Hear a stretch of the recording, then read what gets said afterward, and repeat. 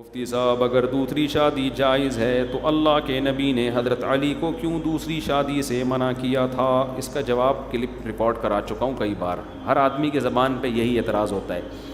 یہ نہیں دیکھ رہے کہ اللہ کے نبی نے خود کتنی کی. حضرت ابو بکر نے 3 شادیاں کی. حضرت عمر نے ٹوٹل 7 شادیاں کی ہیں, ایک وقت میں 4 یا 3. حضرت علی نے حضرت فاطمہ کے انتقال کے بعد ایٹ اے ٹائم 4 بیویاں رکھی ہیں. حضرت فاطمہ کی زندگی میں آپ نے دوسری شادی نہیں کی. حضرت عثمان کی جب شہادت ہوئی ہے تو اس وقت بھی آپ کی 4 بیویاں موجود تھیں. چاروں طرف سے باغیوں نے گھیرا ہوا تھا, لیکن آپ کے نکاح میں اس وقت کتنی عورتیں تھیں؟ 4 عورتیں تھیں. حضرت علی کا دور خلافت آیا, حضرت فاطمہ کے انتقال کے بعد آپ نے ایٹ اے ٹائم 4 بیویاں رکھی ہیں. حضرت خالد ابن ولید, حضرت مغیرہ ابن شعبہ, ہم لوگ ہی ہیں جو, میں کہتا ہوں کونے میں منہ دے کے رو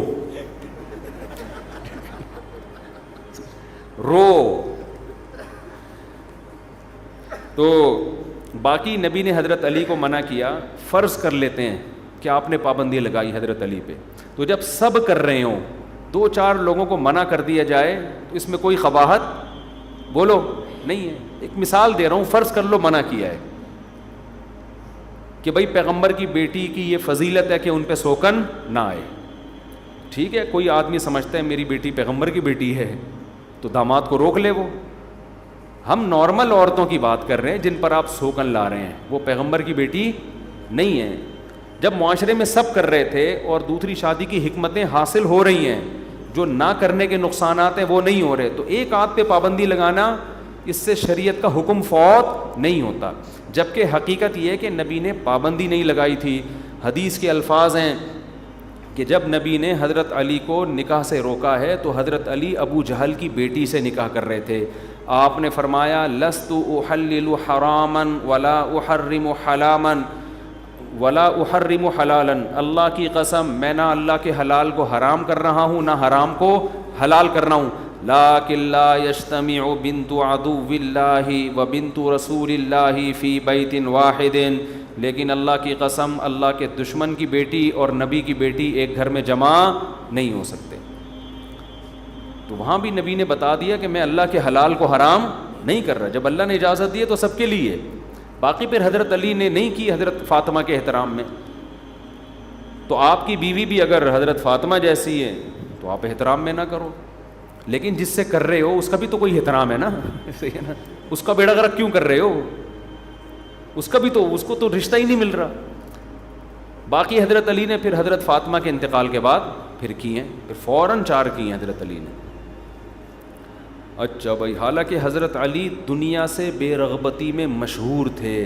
دنیا سے بے رغبتی میں آپ دیکھیں صحابہ کے دور میں جتنے بڑے صوفی صحابی ہوں گے نا جو مشہور تھے دنیا کی رغبت نہیں ہے, انہی نے شادیاں زیادہ کی ہیں.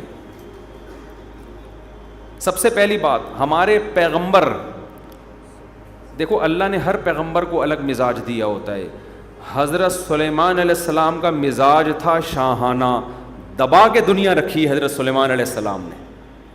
اللہ سے حکومت مانگی, بادشاہت مانگی, رزق مانگا, اللہ نے سارے دنیا میں عیش و عشرت کا سارا سامان حضرت سلیمان علیہ السلام کو دے دیا. ایسا تخت, ایسا تاج, ایسا خوبصورت تخت, محل ایسا خاندانی شاہی محل بنوایا کہ ملکہ سبا آئی ہے تو محل دیکھ کے پاگل ہو گئی کہ یہ کیسے بنا لیا انہوں نے اتنا خوبصورت محل. ایسے ہیرے جواہرات اس محل میں جڑے ہوئے, وہ فرش ایسا پیارا فرش تھا وہ سمجھی پانی ہے. تبھی تو کشفت عن ساقیہا, اپنے پائنچے اوپر کر لیے کہ پاؤں گیلا, وہ جو شلوار ہے یا جو بھی ازار ہے گیلا نہ ہو جائے. اتنا عالی شان. یہ بھی لائف اسٹائل تھا کس کا؟ حضرت سلیمان کا. یہ بھی جائز ہے. اگر اس لائف اسٹائل میں آپ اللہ کی نافرمانی نہیں کرتے تو آپ لگژری لائف گزاریں, شریعت میں پابندی نہیں ہے. حضرت عثمان کا لگژری لائف تھی, بڑا پیسہ تھا. حضرت ابو بکر کے پاس بہت پیسہ. ائمہ میں امام ابو حنیفہ بڑے دولت مند تھے. آپ کے سمندر میں تجارتی جہاز چلتے تھے, بہت پیسہ تھا امام ابو حنیفہ کے پاس. بہت سے محدثین گزرے, بڑا پیسہ تھا. تو پیسہ رکھنا اسلام میں برا عمل نہیں ہے, لیکن بعض لوگوں کا مزاج ہوتا ہے سادگی. تو حضرت سلیمان کا مزاج کیا تھا؟ حکومت, دولت. ہمارے نبی کا مزاج کیا تھا؟ ایک وقت کو روٹی چاہیے, دوسرے وقت میں کیا رہوں, فاقہ کروں.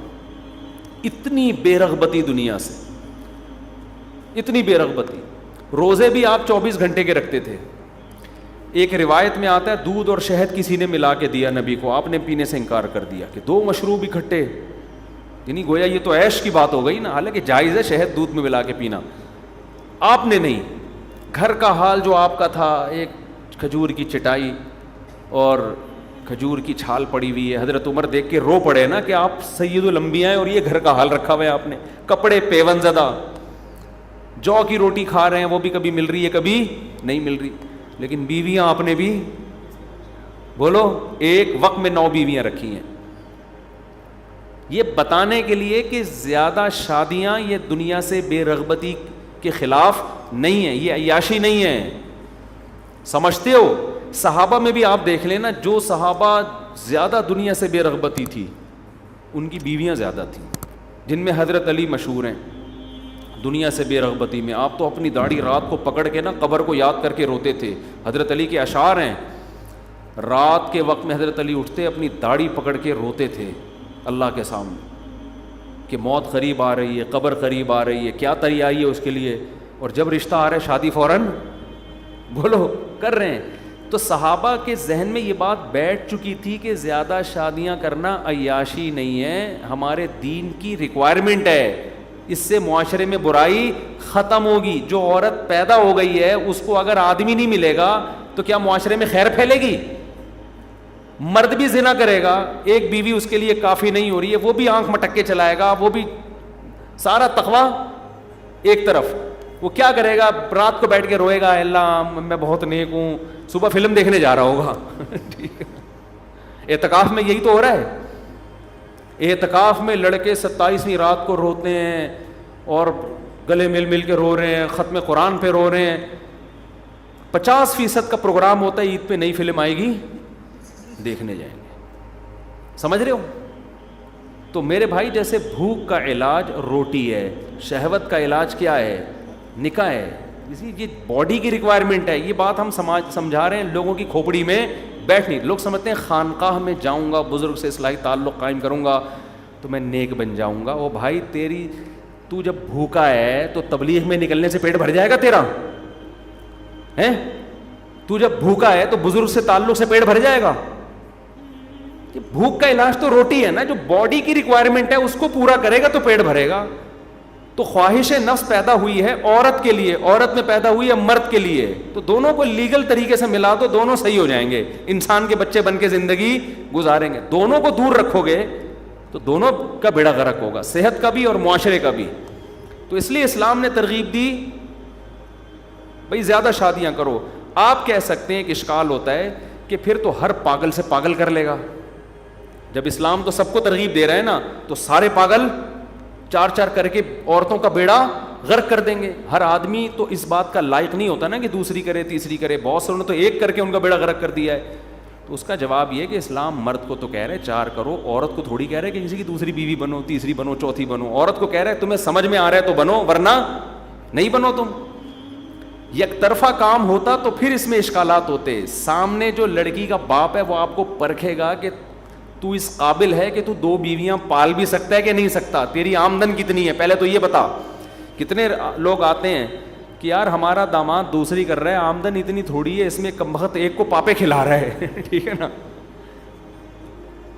تو دوسری کو کیا کھلائے گا؟ تو یہ دوسری کا باپ بھی تو پوچھے گا نا کہ ہم تجھے دوسری پہ اپنی بیٹی دے رہے ہیں, ہم آدھا میاں لے رہے ہیں, آدھا داماد ہوگا آدھا کسی اور کا ہوگا, تو آدھا داماد ہمیں مل رہا ہے تو ایک عیب ہے, تو اس کی تلافی کیسے کرو؟ لائف اسٹائل کیا ہوگا؟ تو وہ دے گا ہی نہیں. اب لوگ مجھے آ کے کہتے ہیں کہ لڑکی والوں سے کہیں کہ میں دوسری کرنا چاہتا ہوں تو وہ دوسری پہ مان جائیں. میں کہوں یہ آپ کے لیے تو ہے کہ 4 کرو, ان کے لیے نہیں ہے. ان کو آپ اچھے لگو گے تو وہ چوتھی پہ بھی دیں گے, نہیں لگو گے تو پہلی پہ بھی نہیں دیں گے. تو یہ یک طرفہ کام نہیں ہے, شریعت نے سب کو آزاد چھوڑ دیا ہے. بھائی لڑکی کا باپ اور لڑکی فیصلہ کرے گی کہ اس کی پہلی بننا ہے. بعض تو کہیں گی آپ کی پہلی بھی نہیں بننا, آپ اس قابل ہی نہیں ہو, آپ کے تو سر پہ بال ہی نہیں ہے. ایک مثال دے رہا ہوں, ایک صاحب آئے بالکل ٹنڈا ان کی, اور ٹوپی اتار کے میرے سامنے, ٹوپی بھی نہیں تھی, ایسے بالکل ایئرپورٹ بنا ہوا تھا. اب میری طبیعت میں تھوڑا مزاح ہے, اس میں بعض دفعہ اللہ معاف فرمائے زیادتی بھی کر دیتا ہوں میں. بار بار کہہ رہے ہیں کچھ رشتہ ہی نہیں دے رہا مجھے نا، بار بار نا رشتہ ہی نہیں دے رہا مفتی صاحب، کوئی وظیفہ بتا دو، کوئی دوسری کے لیے نہیں دے رہا. اب مجھے پھر جب زیادہ ہو گیا نا میری مزاح کی رکھ پڑ گئی، میں نے کہا اس پہ ایک مل گئی ہے نا اس ڈیزائن پہ، جو آپ کا ڈیزائن ہے نا، میں نے کہا اس پہ ایک مل گئی، اللہ کا شکر ہے، اس ڈیزائن پہ کبھی دوسری نہیں ملے گی. اگر یہ ٹرینڈ ہے بھی تو چھپاؤ نا اس کو، کم از کم رشتہ لینے کے لیے جاؤ اس وقت تو چھپاؤ اس کو. تو میں نے کہا آپ کہہ رہے ہو کسی نے بندش لگا دی ہے، جادو کر دیا ہے، بڑے پیسے والے ہیں نا وہ، کہہ رہے ہیں میرے پاس پیسہ بھی ہے، میرے پاس گھر بھی ہے، رشتہ ینگ تھے بالکل. میں نے کہا اس ڈیزائن پہ میرے بھائی نہیں ملے گا آپ کو، ڈیزائن تھوڑا سا چینج کرنا پڑے گا. تو یہ لڑکی خود سوچے گی کہ یہ اس میں قابلیت ہے بھی یا نہیں. یہ ایسے ہی ہے جیسے کمپنی کو ہم اجازت دے دیں بھائی جو امپلائی بھرتی کرنا چاہو کر لو، یا آپ کو میں کہہ دوں جس کمپنی میں جاب کرنا چاہو کر لو.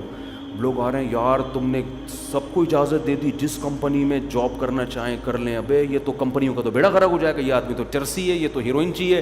یہ اگر کسی ملٹی نیشنل کمپنی میں چلا گیا اور ایڈمن بن گیا، اس کا تو بیڑا، کمپنی کا بیڑا غرق. آپ نے کہا جس کمپنی میں چاہو جاب کر لو. تو میں کہوں گا جب یہ جائے گا تو کمپنی بھی تو دیکھے گی ہمارے لائق ہے یا نہیں ہے، وہ خود چیک کرے گی. وہ سمجھے گی ایڈمن بنانے کے قابل ہے تو ایڈمنسٹریشن کی کرسی پہ بٹھا دے گی. وہ سمجھے گی تو چپڑاسی کے قابل ہے تو گیٹ پہ بٹھا دے گی. وہ سمجھے گی تو چپڑاسی کے قابل بھی نہیں ہے، کک آؤٹ کر دے گی، دباؤ یہاں سے. پھر آپ میرے پاس آؤ کہ کہو کہ آپ تو کہتے ہو جہاں چاہے جاب کرو، لیکن وہ لوگ تو مجھے ایکسیپٹ کر ہی نہیں رہے. تو میں آپ سے کہوں گا، میں آپ کو تو یہ کہوں گا جہاں چاہے جاب کرو، کمپنی کہوں گا یہ نہیں کہ جس کو چاہو رکھ لو. تو اسی طرح آپ 4 کریں، 3 کریں، 2 کریں، ترغیب نکلتے ہی شروع ہو جائیں. آپ ابھی بیان جیسے ہی ختم ہوگا جائیں، اگلا لفٹ نہیں کرائے گا آپ کو صحیح، اگلا کہے گا کیوں رکھے گا کہاں، دوسری کو گھر دینے کے لیے تیرے پاس کرایہ ہے. جو جس اسٹینڈرڈ کا ہوتا ہے پھر اس کا اسٹینڈرڈ اتنا ہی اونچا ہوتا ہے. تو اب تو ہو یہ رہا ہے کہ بہت سے لڑکی والے دینے کے لیے تیار ہیں، مرد تیار ہی نہیں ہو رہے. ان کو میں کہتا ہوں کہ یار تمہیں تو رشتہ بھی مل رہا ہے، تمہارے تو سر پہ بال بھی ہیں، صحیح ہے نا، تمہارے پاس گنجائش بھی ہے، تمہیں رشتہ بھی مل رہا ہے، پھر بھی نہیں کر رہے، اور دلیل یہ دیتے ہو کہ میں عیاشی نہیں کرنا چاہتا. تو یہ غلط ہے. آپ اگر نہیں کرو گے تو اس کا بیڑا غرق ہو جائے گا. یہ ہے اس کا فلسفہ جو سمجھا رہے ہیں ہم، اور سمجھاتے رہیں گے موت تک انشاءاللہ. میں نے دوسری شادی کی تحریک شروع کی تھی. مجھے لوگ کہتے تھے اس وقت کہ خود کر لو نا، پبلک کو کیوں الو بنا رہے ہو، تمہیں ضرورت ہے تم کر لو. تو میں کہتا تھا میں کر ہی پبلک کے لیے رہا ہوں، پبلک کو میں پروموٹ کروں تو میں تو شور مچاؤں گا. مجھے لوگ کہتے تھے یار لوگ کرتے ہیں دوسری کو، آپ اکیلے تھوڑی ہو، بس کر کے چپ کر کے اپنی زندگی گزارو، یہ کیا بیان میں اور لوگوں کو بٹھانا. تو میں نے ان سے کہتا تھا بھائی میں نے کی اس لیے تاکہ معاشرے میں اس کو پروموٹ کروں، تو میں تو شور مچاؤں گا نا. اگر میں چھپ کر کے کر لیتا تو پروموٹ کیسے ہوتا یہ فلسفہ، اس کو ترقی کیسے ملتی. تو اس وقت سے یہ سوال مجھ سے کیا جا رہا ہے کہ اگر اتنی ضروری ہے تو حضرت مفتی تقی عثمانی صاحب نے کیوں نہیں کی. وہ تو ظاہر ہے ہم تو ان کی خاک کے برابر بھی نہیں ہیں، ان کا علم بھی زیادہ، ان کا تجربہ بھی زیادہ، ان کا تقویٰ بھی زیادہ. تو میں نے اس سوال کا باقاعدہ جواب اپنی کتاب میں لکھا ہے اور یہ عنوان قائم کیا ہے کہ اگر دوسری اتنی ضروری ہے تو حضرت نے کیوں نہیں کی. یہ پورا عنوان ہے کیونکہ یہی سوال بہت زیادہ کرتے ہیں، کیونکہ ملک میں سب سے بڑے عالم وہی سمجھے جاتے ہیں نا، تو اس لیے لوگ ان کی مثال دیتے ہیں. اس کا جواب میں نے ایک واقعہ نقل کیا ہے. اس کے جواب میں نے ایک بعض جوابات ایسے ہوتے ہیں واقعہ بتانے سے زیادہ سمجھ میں آ جاتے ہیں. بغداد میں ایک خاتون کسی مفتی کے پاس آئی. پہلے مفتیوں کو تنخواہیں سرکاری خزانے سے ملا کرتی تھیں، اب مفتیوں کو مسئلہ بتانے پہ ثواب کے علاوہ کچھ بھی نہیں ملتا.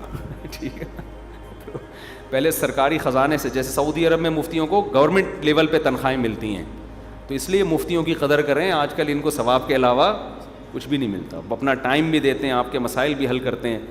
تو خیر یہ بھی بڑی بات ہے. لوگ آتے ہیں نا ہم سے یہاں دفتر میں مسئلے پوچھ رہے ہوتے ہیں.